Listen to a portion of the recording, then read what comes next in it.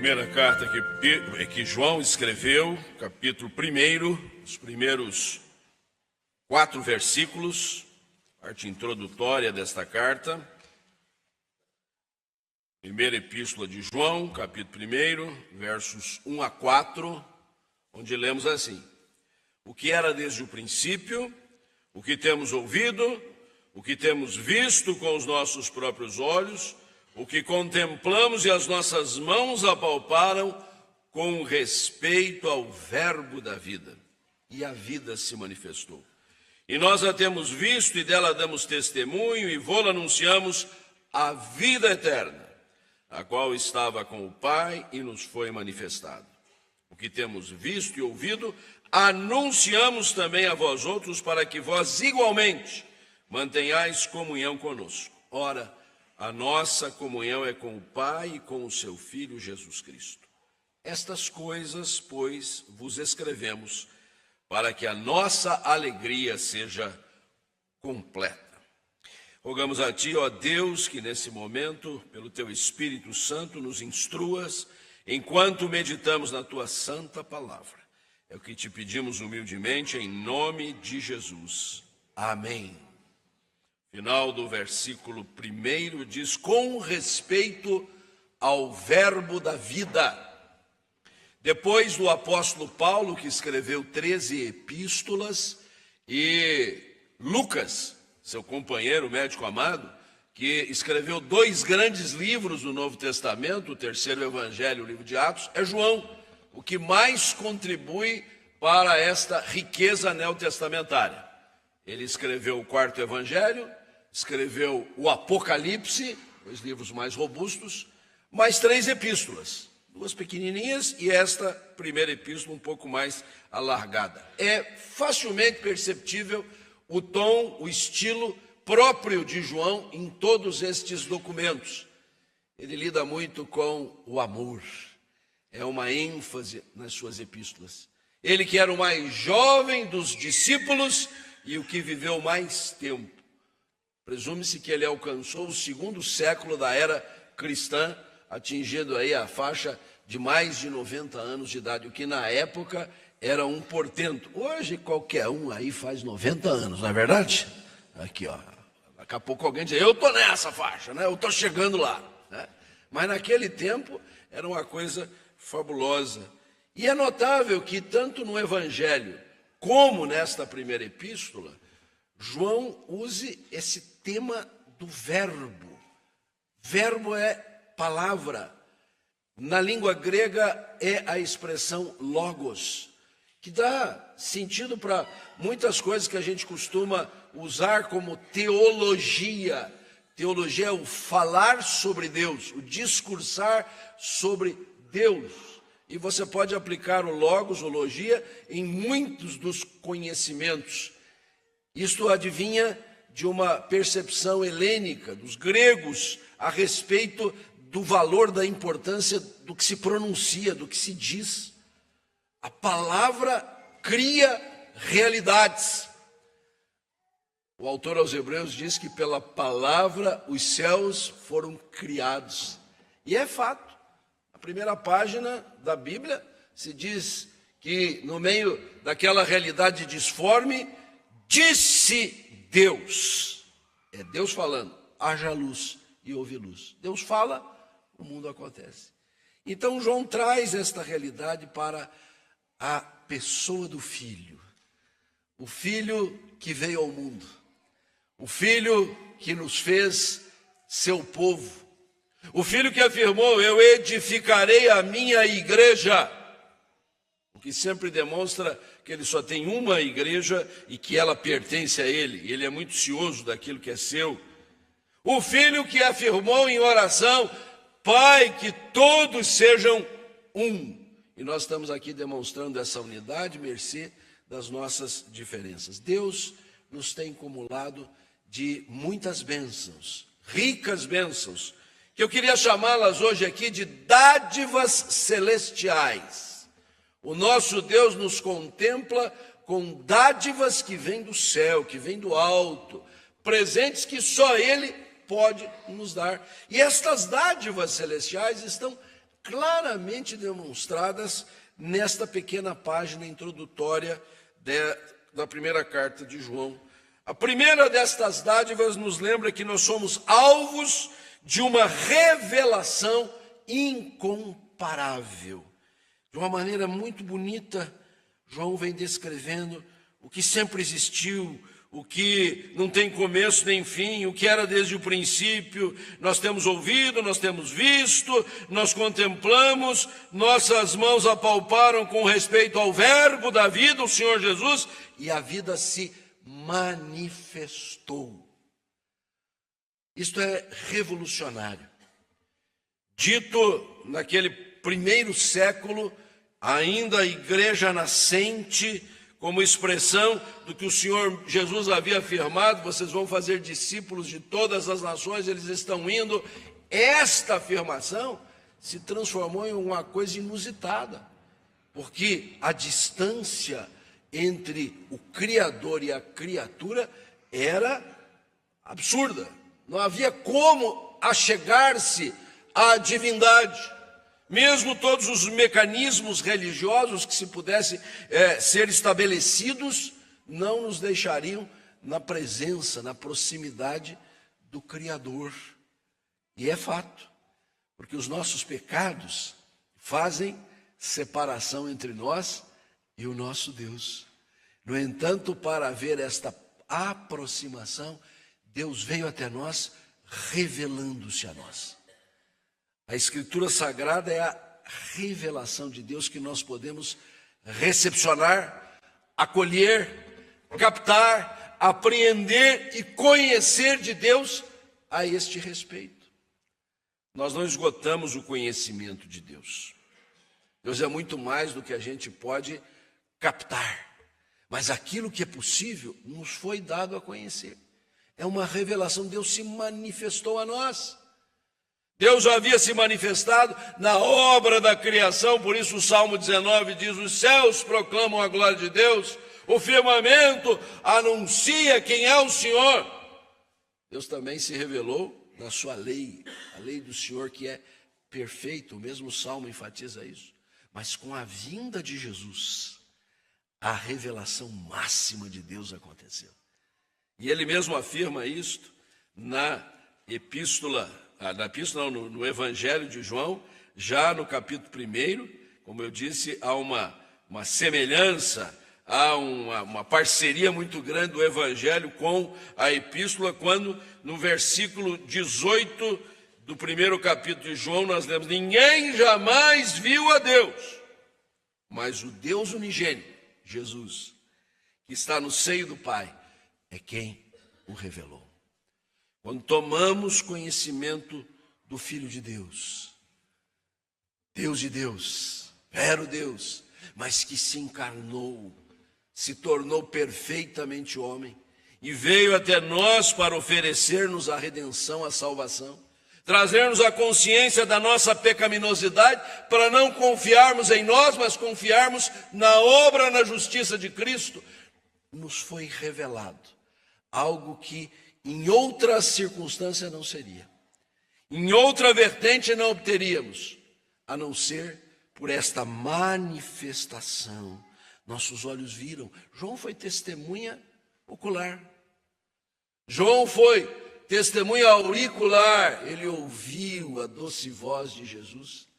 Em determinado trecho da caminhada discipular, ele estava recostado ao peito de Jesus, como um irmãozinho mais novo, ali, ouvindo o pulsar do coração de Jesus.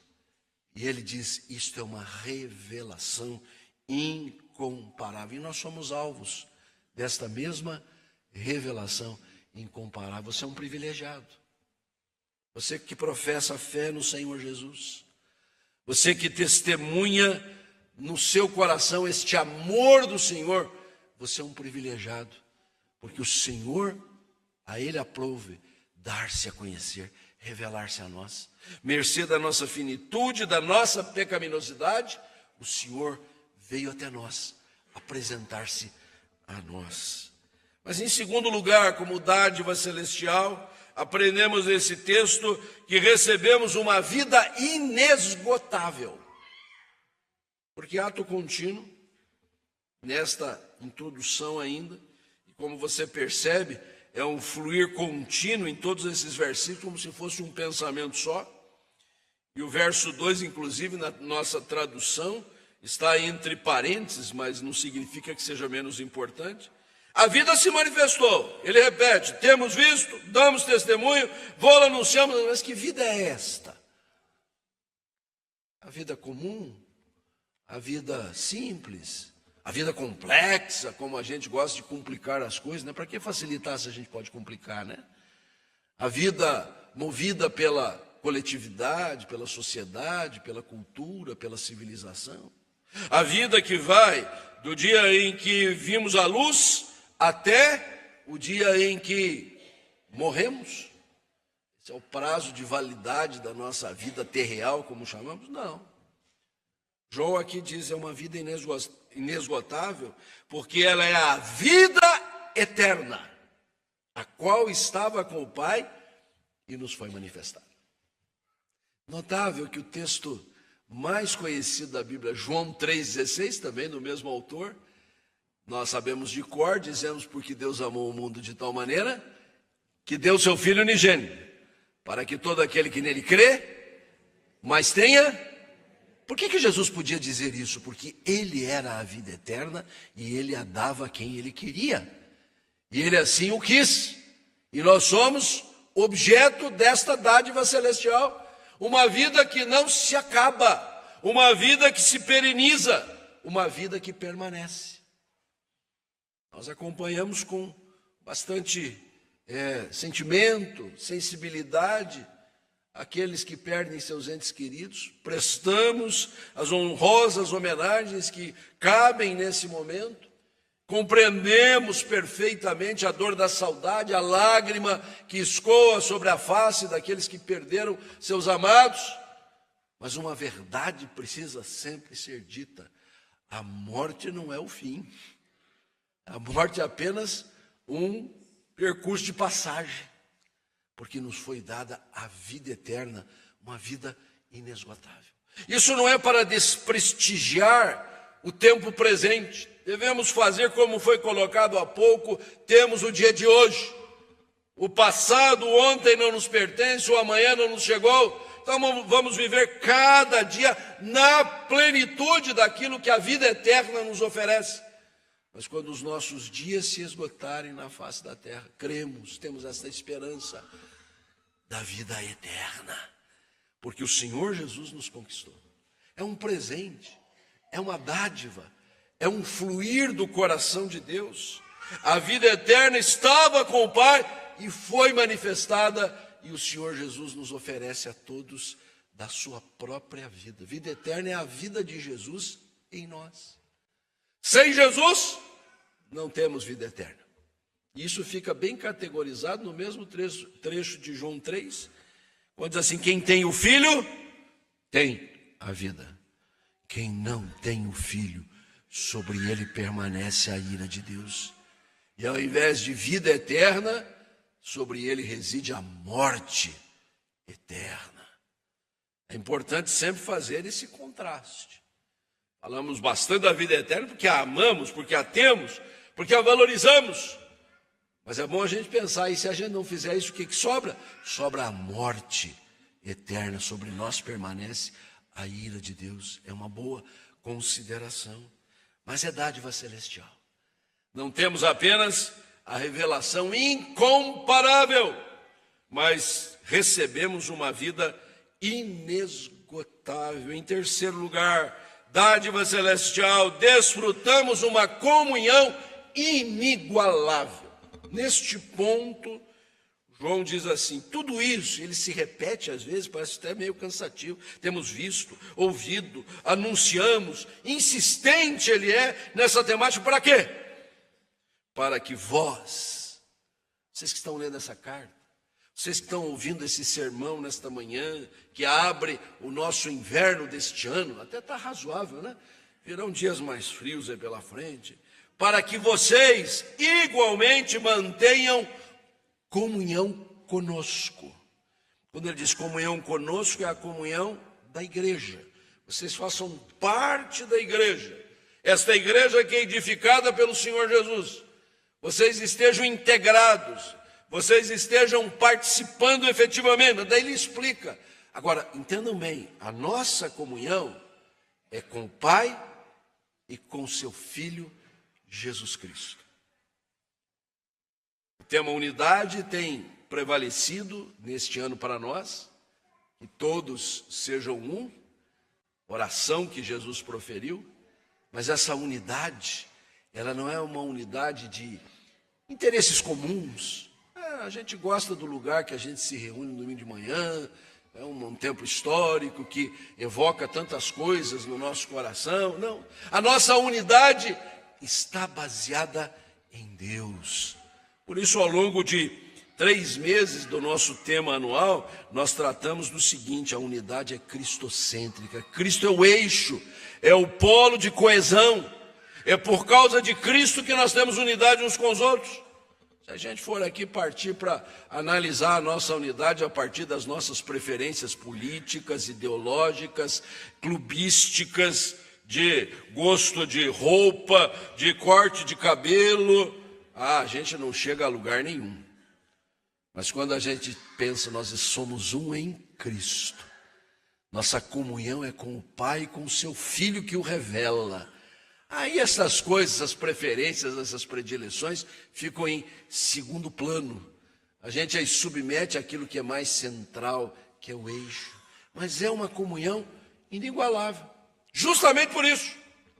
Porque nós podemos ter lá nossos gostos, nossas vontades particulares, mas sabemos amar uns aos outros, respeitar o próximo, porque estamos todos linkados ao Pai.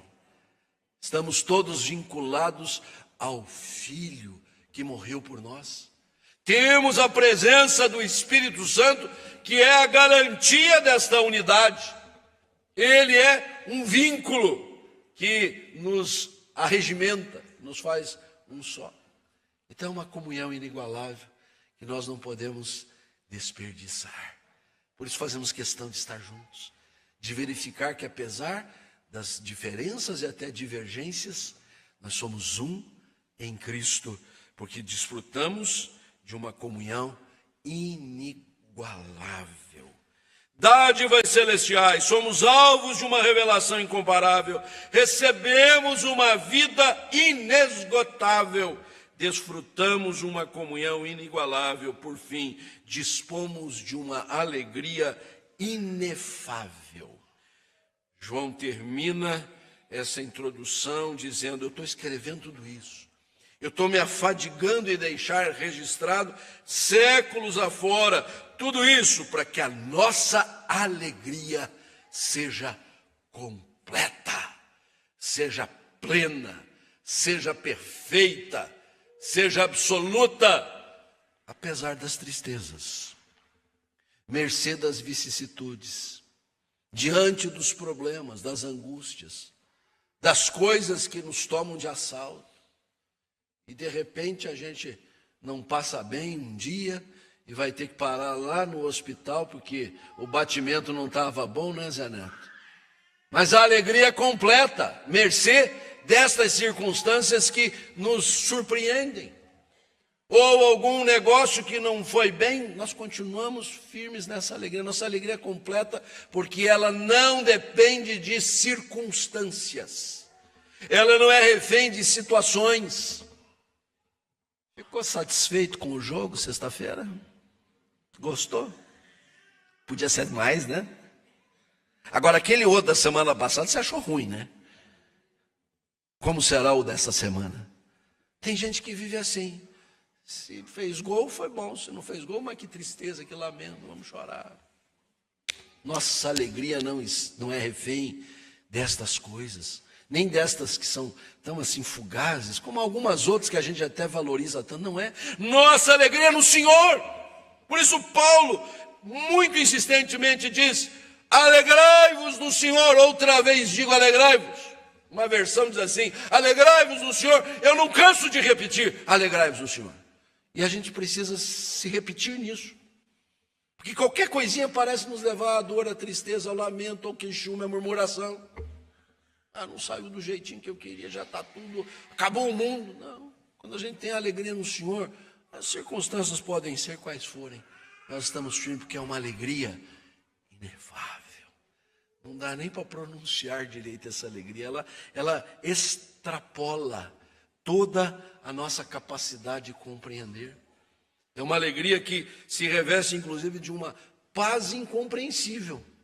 Lá em Filipenses, quando Paulo diz alegrai-vos, outra vez digo alegrai-vos, ele diz isso no verso 4. E no verso 7 diz assim, a paz de Deus, que excede todo entendimento, guardará o vosso coração em Cristo Jesus. A conexão entre alegria e paz. Estamos em paz. As circunstâncias não são boas. Os medos do que vem pela frente estão aí. Mas nós estamos em paz, porque o Senhor guarda o nosso coração. E se estamos em paz, dispomos de uma alegria inefável, uma alegria que é plena, é uma alegria que é completa. Recebamos essas dádivas celestiais. Vamos usufruir de cada uma delas, principalmente diante das realidades que se apresentam diante de nós, querendo roubar-nos. Elas são nossas. Ninguém vai nos tirar estas dádivas celestiais. Que Deus assim nos abençoe e nos guarde.